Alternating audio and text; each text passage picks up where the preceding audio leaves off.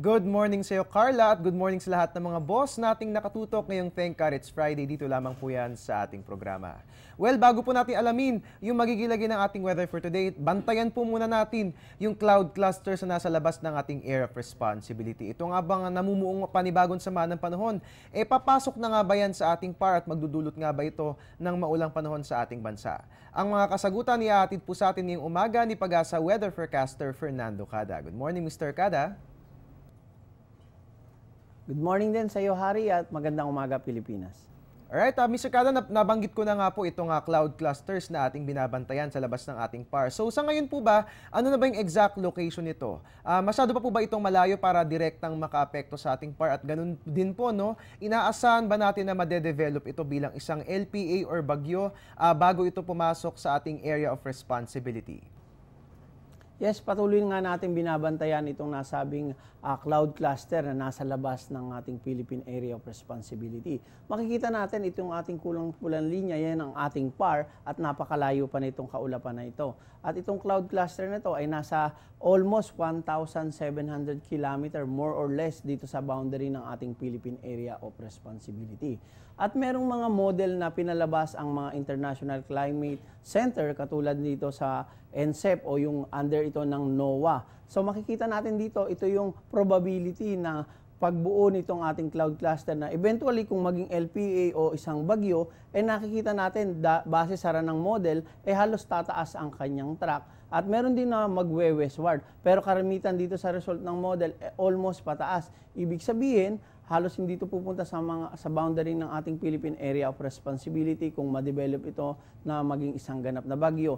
Pinapakita ng kulay na ito yung possibility o probability na kung ang chance nito ay maging LPA lang o kaya ito ay maging isang ganap na bagyo. Subalit ngayon, mababa pa rin ang chance nito at inaasahan natin na sa loob ng 5 araw, saka pa lang ito lalapit sa par, subalit marami pa rin pagbabago, kaya patuloy natin babantayan itong nasabing weather disturbance. Alright, mga kabayan, nalaman na po natin ngayon yung mga update hinggil sa cloud clusters na ating binabantayan, and let's all hope for the best, no? Dahil ayon nga po sa mga pinakitang weather models ni Pag-asa Weather Forecaster Fernando Cada, ito nga po may chance na umakyat at hindi po lumapit sa ating area of responsibility. But then again, nasa karagatan, yung nabanggit nating sama ng panahon, so pwede pa rin mangyari ang ibang mga changes, so patuloy nating bantayan ang lagay ng ating panahon. Alright, Mr. Cada, pag-usapan naman natin ngayon yung mainit na panahon na ating na-experience, no? Kahapon po ba, ano ba yung highest temperature na ating naitala? Dito po yan sa atin sa buong bansa at ganun din sa iba't ibang panig ng Metro and Mega Manila. Kahapon nga nakaranas yung malaking bahagi ng Luzon na mainit na temperatura. Dulot yan ng ating easterly, so hangin galing sa silangan. At wala tayong na-observe na medyo ulan at yung kaulapan natin ay maninipis lamang. Kaya nakapagtala tayo ng temperature, particular sa Cabanatuan, 37.8 degrees Celsius. At dito sa Tuguegarao at sa Clark, 36.5, 36.4 at parehas din sa Naiya, Parañaque na 35.4 at 35.2 sa General Santos City. Ibig sabihin, almost nasa 34 degrees Celsius, more than o mas mataas pa ang naitala na average temperature kahapon. Alright, at dito naman po sa atin sa Metro and Mega Manila, Mr. Cada, ano po ba yung naitala natin na highest temperature? Mainit din po ba yung naranasan nating panahon kahapon?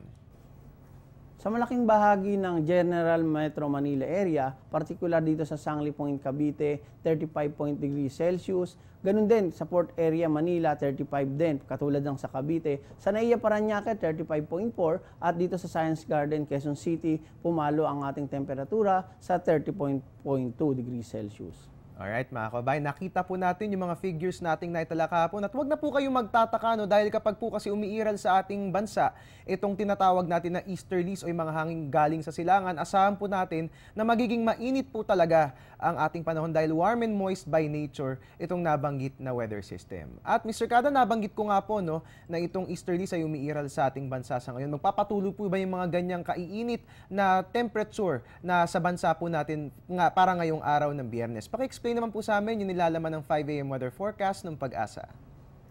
Sa ating pagtaya ng panahon, wala tayong weather disturbance sa loob ng ating Philippine Area of Responsibility. Katulad nga ng nabanggit mo, Hari, easterlies pa rin o yung hangin galing sa silangan ang umiiral sa susunod na 24 hours. So makikita natin na dito sa eastern part ng Luzon at Kabisayaan, nandyan yung dominant na easterlies at nakakaapekto nga ito sa malaking bahagi ng ating bansa.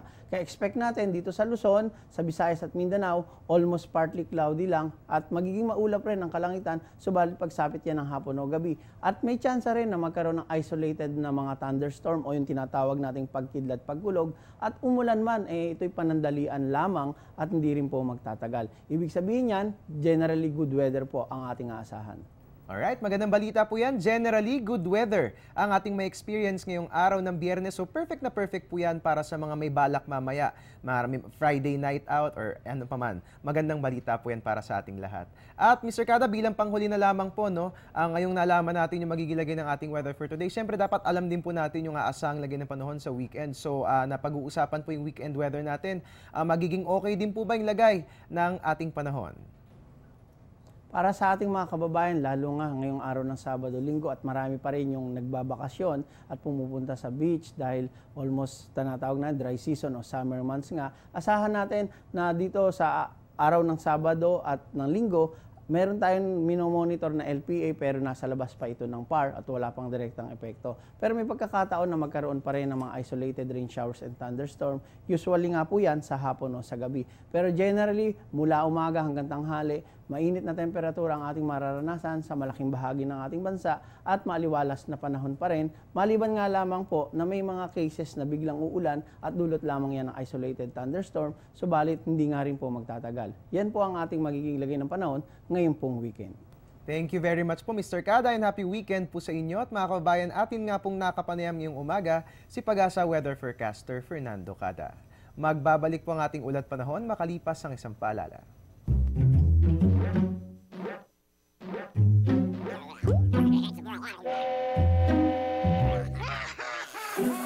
Worried kung nasaan ang package mo?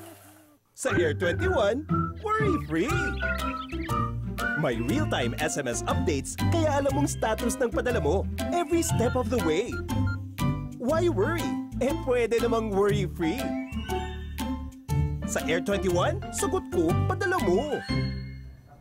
At yan po muna ang latest mula rito sa Pag-asa DOST. Please follow us on Twitter at Panahon TV and please like our Facebook page. Hanapin lamang po yan, panahon.tv. Ang ating website pwede rin bisitahin, it's www.panahon.tv. Manatiling nakatutok dito lamang po yan sa Panahon TV kung saan walang pinipiling panahon ang pagbibigay impormasyon. At inyo nga pong naging kabalitaan. Ang inyong weatherman, Harry Bayona, nagpapaalalang tiwala lang. May tamang panahon ang bawat pagkakataon. Happy weekend! Back to studio.